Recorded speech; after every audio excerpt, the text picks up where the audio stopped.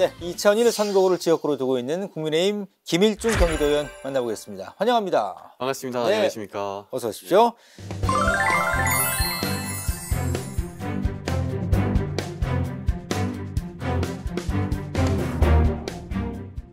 자, 시작하면서 경기도민과 이천시 지역 구민들에게 인사 말씀 부탁드릴까요?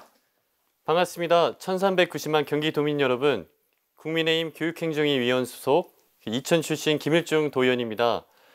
우리 경기도민의 곳곳에서 들리는 모든 의견들이 경기도청과 경기도 교육청에 잘 반영될 수 있도록 최선의 노력을 다하는 경기도 도의회 의원이 되겠습니다. 반갑습니다. 네, 인상이요. 일단 미남이십니다. 그리고 네. 배우 이기우 씨하고 그다음에 그 유연석 씨랑 좀 이렇게 두 분을 섞어놓은 듯한 그런 느낌이 듭니다. 그 학창 시절에 인기는 좀 많으셨을 것 같습니다. 학창 시절에 예. 인기는 나름 좀 있었습니다. 예. 네. 부정하지 네. 않으시는군요. 네. 예. 고맙습니다. 네. 좀 분위기가 달라요. 다른 분들하고 네. 이렇게 펜도 한 예. 색깔별로 꽂으시고 이렇게 또 그 의원 신분증도 이렇게 차고 나오셨는데 보통은 이렇게 인터뷰하실 때 다 이걸 빼고 하시거든요. 그렇습니까? 근데 반대세요. 네. 무슨 이유가 있을까요? 저는 좀 어떤 고정적인 틀을 조금 이렇게 변화적이게 깰 수 있는 시도가 청년의 유일한 혜택인 것 같습니다. 그래서 이렇게 딱딱함을 조금 깨기 위한 저만의 어떤 표현 방식이고요. 네. 이런 어색함을 좀 깨기 위해서 항상 이렇게 새로운 도전을 하는데 또 이렇게 좋게 봐주셔서 감사합니다. 네. 확실히 그 모든 어떤 행동이나 이렇게 하실 때 의도가 있군요. 예. 나름대로 네. 좋은 의도를 갖고 네. 이렇게 좀 보기에도 남다르지만 나쁜 측면보다는 좋은 측면이 훨씬 더 많은 것 같습니다. 근데 실용적이게 예. 필요할 때 바로 뺏어 쓸 수 있도록. 네. 지금 교육행정위하고 또 예산결산특위에서 활동하고 계신데 이번 행정사무감사에서 네. 지역별 학력 격차 해소 또 학원 학생의 안전 사각지대 실태파 뭐 여러 가지 관련된 교육 부문에 대해서 다양한 목소리를 좀 내셨던데요. 지금 말씀드렸던 내용 좀 자세하게 한번 들어보도록 할까요? 우선 그 교육행정위원회에 들어간 계기가 네. 저는 이제 교육 지원의 평준화를 좀 만들어 보자. 네. 그래서 이제 경기도의회 의원이 되기 이전에 많은 공부를 좀 교육 분야에 좀 해봤습니다. 네. 근데 이제 실태적이게 경기도를 동그라미라고 가정을 했을 때 이 북부권과 동남부권역에 교육의 편차가 좀 있었습니다. 네. 이제 대표적인 것들이 지금 이제 행감에서 많이 거론됐던 부분 중에 하나인데 대개는 이제 퇴임 임기 얼마 앞두신 교장 선생님들이 많이 북부권과 동남부권역에 네. 이렇게 부임이 되시는 경우들이 많더라고요. 네. 이제 아무래도 그 학교는 지자체와 협력하는 대응적이게 이루어지는 게 교육 사업이다 보니까 조금 소극적이게 운영이 되는 학교의 문제점들이 결론적이게 교육의 편차적인 부분에 좀 지장이 될 수 있다. 그래서 이번 행감 때 그러한 부분들을 교육청 소관 부서와 함께 차질 없이 개선될 수 있도록 많은 부분을 이제 강력히 촉구 요청 개선해 놨습니다. 예, 그렇군요. 자, 그리고 지난 10월에 아주 그 이례적인 활동을 하셨던데요. 네. 초등학교 학생들과 예. 정담회를 가지셨더라고요. 네네네. 쉽게 생각할 수 없는 그런 아이디어 같은데 초등학생들과는 어떤 말씀을 나누셨을까 궁금하네요. 예. 이제 초등학생도 똑같이 저한테 이제 인터뷰를 하자라고 요청이 왔던 거였고요. 아, 그래요? 이제 되게 나눴던 인터뷰의 내용은 제가 어떻게 정치인의 꿈을 가지게 됐는지, 그리고 이 정치라는 분야의 직업을 가지면서 겪는 어려움은 무엇이었는지, 그 초등학생 학생분이 이제 저한테 큰 꿈이라는 표현을 해주셨는데 네. 그 큰 꿈을 어떻게 이루게 되게 됐는지까지 이렇게. 그랬군요. 초등학생들과의 그런 만남을 가지신 소감은 좀 어떠셨어요? 저는 연령과 그 직업에 상관없이 많은 분들과 소통하는 도의원이 되고 싶습니다. 이번 학생뿐만 아니라 네. 전차례도 여러 번 인터뷰 형식의 만남들이 있었고요. 네. 저는 그렇게 다가와 주는 학생분들께 좀 희망을 좀 드리고 싶습니다.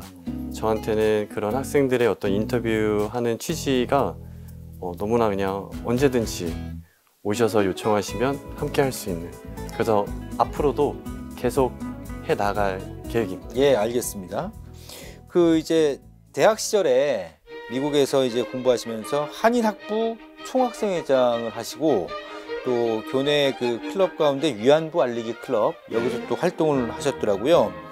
이게 한인학부 총학생회장이면은 좀 성격이 적극적이라고 봐야 되는 겁니까? 성격은 상당히 적극적입니다. 예, 그러신 것 같아요. 제가 나름 이렇게 그 곱상하게 부드럽게는 생겼지만 나름 대한민국 해병대에 전역했고요. 네. 그리고 여러모로 많은 사람들과 어울리고 함께하는 일을 상당히 좋아합니다. 네, 그러시군요. 위안부 알리기 클럽이 또 눈에 띄는데 그 대학 시절에 요 활동을 좀 어떻게 하시게 된 겁니까? 항상 그 역사적인 발자취가 미래를 지향하는 방향성에 있어서 힌트가 된다라는 게 좀 되게 컸던 것 같아요. 네네. 그 이제 되게 저희 학교가 이제 평화의 어떤 주제를 가지고 있었던 학교였기 때문에 당시 이제 위안부 할머님들이 겪었던 많은 아픔적인 역사들이 이제 저와 같이 생활했던 학급에 있었던 외국 학생들 포함해서 한인 학생들에게 그러한 메시지들이 잘 전달이 되면 아픔이라는 취지가 타인의 아픔으로 끝나는 것이 아니라 그런 아픔을 공감함에 있어 새로운 그분들을 좀 고찰하고 성찰할 수 있는 기회들이 만들어지지 않을까 하는 관점에서 위안부 알리기 운동을 좀 했던 것 같아요. 예.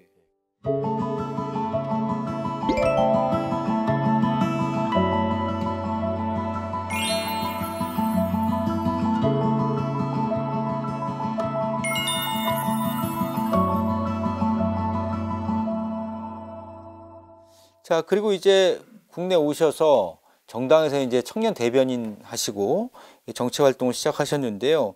특히 이천시 의원도 최연소로 이제 당선돼서 역임을 좀 맞습니다. 하셨잖아요. 네. 네네네. 이게 정치 입문은 처음에 어떻게 하시게 된 거예요? 그러면 오셔서? 정치인문은 저희 이제 지역에 송석준 국회의원님이 계세요. 네네. 그 20대 총선 때 이제 출마하셨던 저희 의원님이신데 의원님께서 여러모로 그 상생과 조화라는 이렇게 슬로건을 걸고 젊은 계층과 중장년층 그리고 노년층을 어떻게 하면 융화할 수 있을까에 대한 고민이 상당히 많으셨던 것 같아요. 네. 그 중에 너무나도 기회 좋게 그리고 제가 가지고 있는 장기와 능력을 시민들의 그 행복을 조금 증진시키는데 네. 기여해 보는데 기회를 가지면 어떻겠냐라는 기회를 주셔서 네. 또 이렇게 시의원 최연소의 시의원으로 네, 임기를 또 시작하게 됐었습니다. 그러시군요. 자, 그러면 이제 그야말로 제대로 청년 정치인이신데 청년 문제 우리나라에서 여러 가지 풀어야 할 현안 가운데 핵심 현안이거든요. 청년 문제를 바라볼 때 우리나라에서는 좀 여러 가지 말이 많지만 어떤 방향으로 가는 게 좋을까요? 너무나 분야가 광범위하기 때문에 네. 제가 그냥 가장 핵심적이게 좀 말씀드릴 수 있는 키워드는 소통인 것 같아요. 소통. 네. 청년을 대변할 수 있는 리더들이 많아지게 되면 그러한 발현들이 조금 더 시간을 앞당겨서 해결되지 않을까라는 생각이 듭니다. 네. 제가 이천시의 최연소 시의원으로 활동을 하면서 20대에서부터 30대, 40대 바운더리까지 네. 한 번도 반영이 되지 않았던 의견들에 대한 의사들을 상당히 많이 시의와 그리고 청년 계층들과 융화를 잘 시켜서 발현시켜 놓은 정책들이 상당히 많거든요. 그렇군요. 이번 민선 7기에서 8기로 넘어오면서 저희 이천시의 큰 변화 중에 하나도 연령층이 상당히 많이 낮아졌습니다. 시의회에서 네. 시의원님들의 구성이.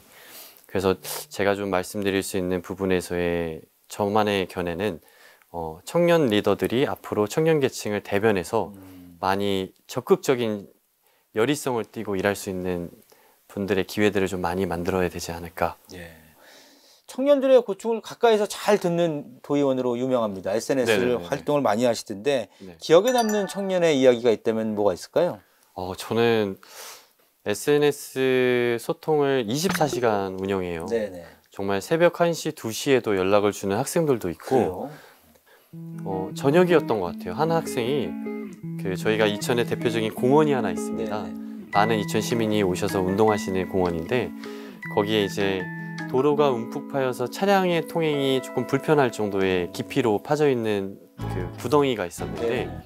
그 구덩이를 보수해 달라고 그 고등학교 학생이 네. 저한테 늦은 밤에 보수를 요청하는 민원을 저희 SNS로 소통을 주셨고 네.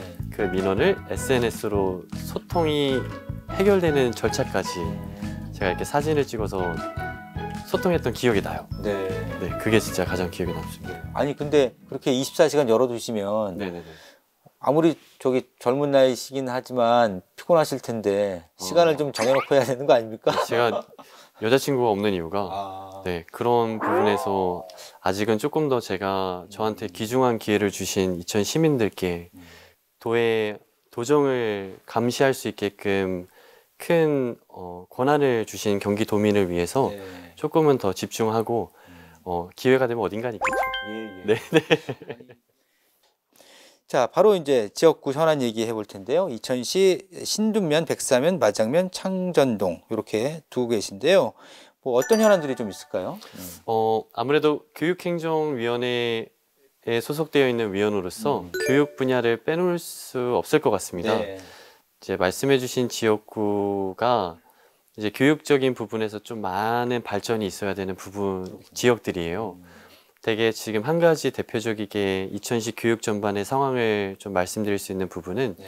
저희 경기도 이천이 재정 자립도가 8위입니다. 31개 경기도 시군구에서 8위 정도 하는데 예. 그 교육 경비 예산 일반 회계 비중으로 봤을 때 그 비율이 1.3%밖에 되지 않습니다. 낮네요. 예. 대개는 조례 규정에서 8%까지 지정해 놓은 시들이 있는 반면에 1.3%의 비율은 재정 자립도와 비교했을 때 아직은 교육적인 부분에 많은 관심이 없는 지역이라는 1차적인 증거거든요. 네. 네. 그래서 저는 제가 속안에 있는 저희 지역구의 큰 문제를 아직 이제 교육의 이 편차를 어떻게 조금 제가 임기에 있는 그 4년의 임기 동안 어떻게 좀 증액시키고 증가시킬 수 있을까? 네. 그게 저한테는 가장 큰 사안입니다. 예.